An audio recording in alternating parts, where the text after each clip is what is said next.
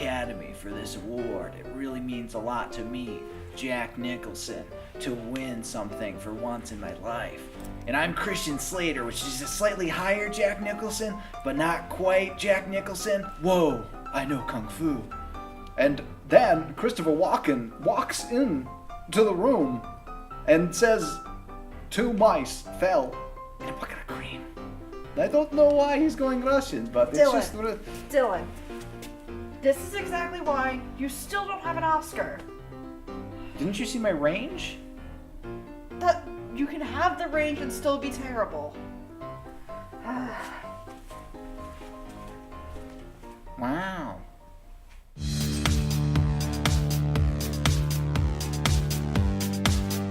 Hello and welcome to the third part of the Oscar special for On Screen. I'm your host, Dylan Wright, and I'm here to take you on a journey through film and television. So last week we talked about the main actor category, Best Actress, Best Actor for the Academy Awards, and this week we're going to talk about the supporting actor and actresses. We also delve into Best Director a little bit. We don't really dwell too much about that category, but we do talk about it a little bit because it's a very important category, and there's some pretty historic nominees for this year, so we thought that it was really important to talk about. But without further ado, let's go get into the episode. Past Dylan, take it away. To transition into supporting actor, I felt that one person that did get snubbed was the guy that played the bodyguard in I, Tonya. That was such a as good as that was. character. Sebastian Stan was the one that was getting nominated for everything, and I don't think Woody Harrelson needed to be nominated for his role in 3 Billboards. Well, let's go into the supporting actor category. We got Willem Dafoe as in The Florida Project. We have Woody Harrelson for 3 Billboards Outside of Ebbing, Missouri. God, I hate that title. You could just sum it up as 3 Billboards. 3 Billboards, make it easier. Yeah. Richard Jenkins in The Shape of Water. Christopher Plummer replacing Kevin Spacey in All the Money in the World. And Sam Rockwell also in 3 Billboards. I think Christopher Plummer getting the nomination is probably pretty much a kick to the boot for Kevin Spacey. That's got to really hurt for him, and it should because he absolutely deserved it.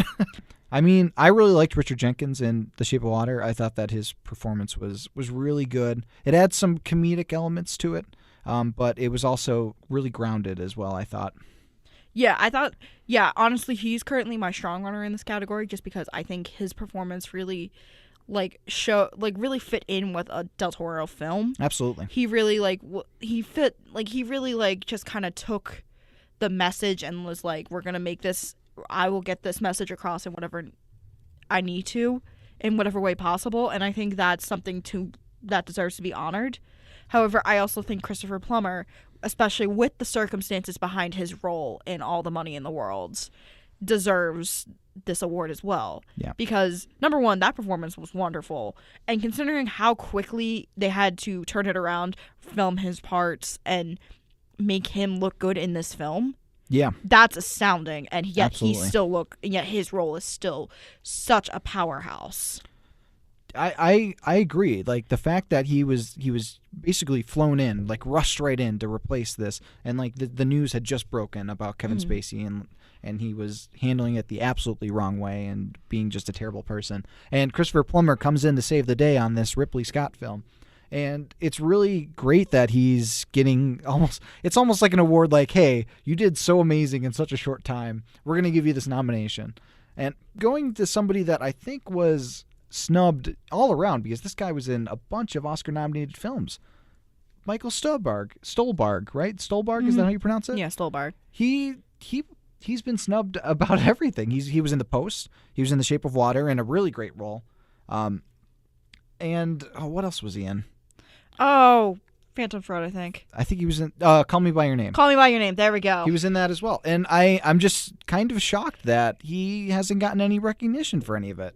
Well, it's like when Amy Adams was completely snubbed last year, even though she was in Nocturnal Animals. She was in Nocturnal Arrival. Animals and Arrival. She didn't get anything. Yeah. And I mean, someone's got to replace Leonardo DiCaprio.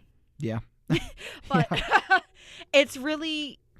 his time will come, and I think Hollywood is recognizing that quickly with how many movies he was in that got nominated this year. Very true. For example, good example I give, Benedict Cumberbatch. He was in August, Osage County, 12 Years a Slave, and Hobbit, which were all nominated for the Oscars in 2013. The next year, he got his lead actor nomination for The Imitation Game. Yeah.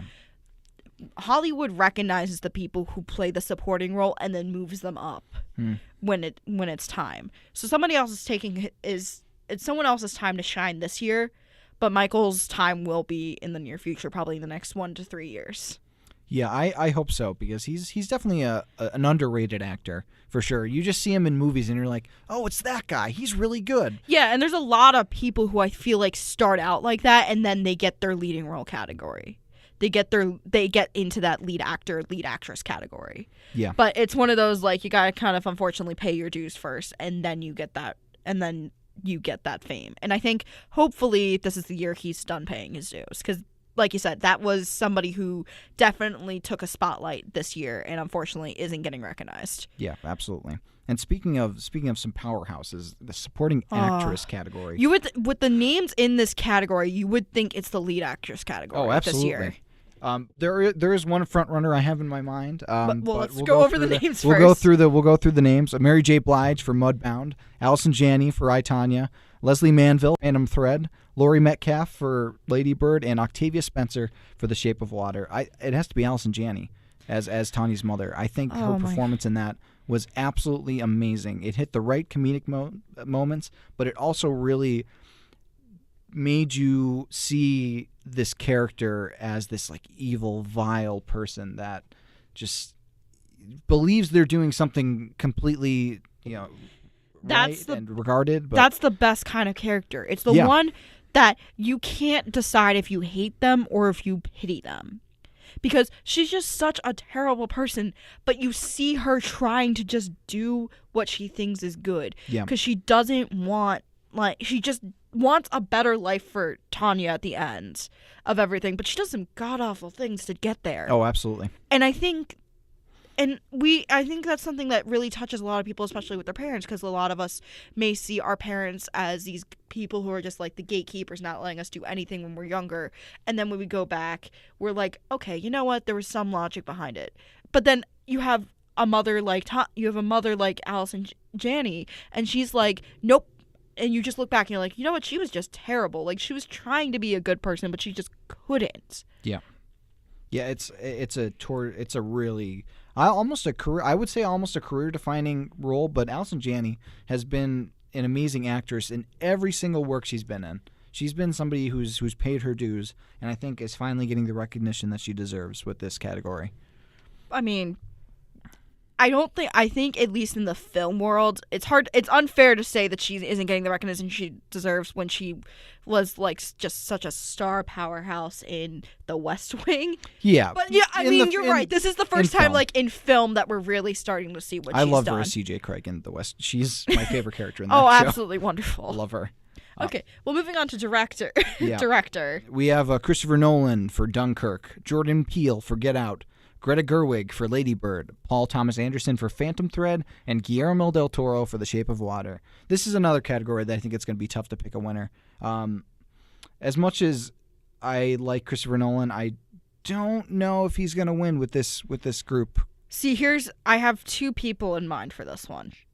I think Phantom Thread with everything else is getting nominated, but that was just kind of like a throw-in. Yeah. Dunkirk, it's Dunkirk because of that Oscar bait and because of how it was a really beautiful looking film, especially if you saw it in IMAX. Like, Christopher Nolan definitely did deserve that. There are two people in this category, though, that are most likely going to get it. It's either going to be Greta Gerwig or Jordan Peele. Yeah, I think so. I do not think Guillermo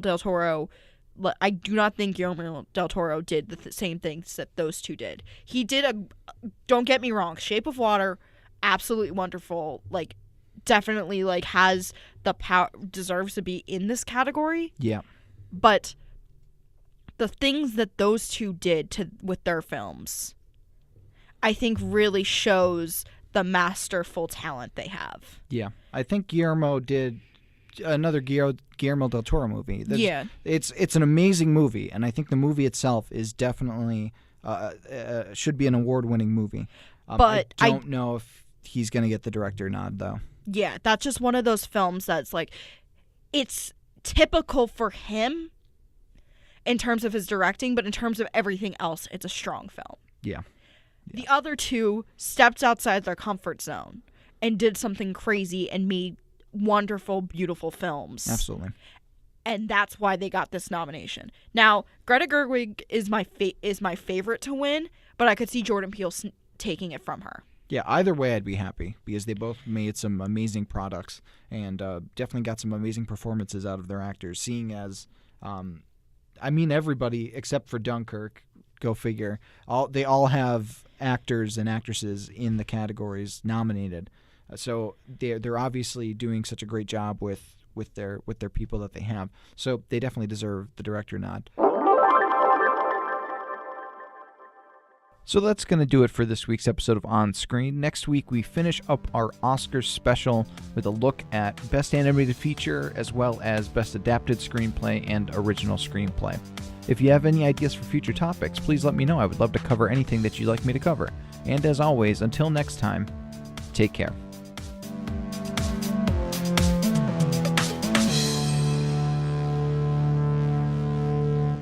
Wow. Whoa.